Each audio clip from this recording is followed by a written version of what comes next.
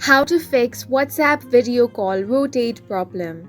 Hi guys, welcome to our channel. Let's begin. If you're facing the issue where WhatsApp video call is rotating, then in this video I will guide you on how you can fix that. The first thing you want to do is make sure auto rotate is turned off.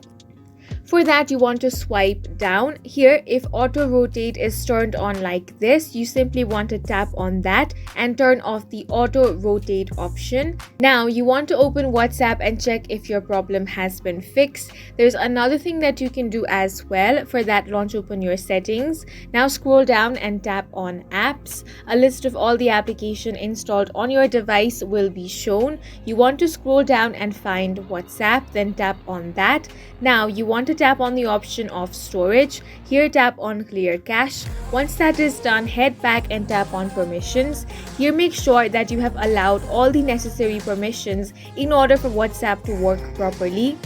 So if there is anything not allowed, make sure to tap on that and then tap on the allow option. And with these two steps, you will be able to fix this problem. And that's it for this video. If you found it helpful, please make sure to hit the like button and subscribe for more videos like this.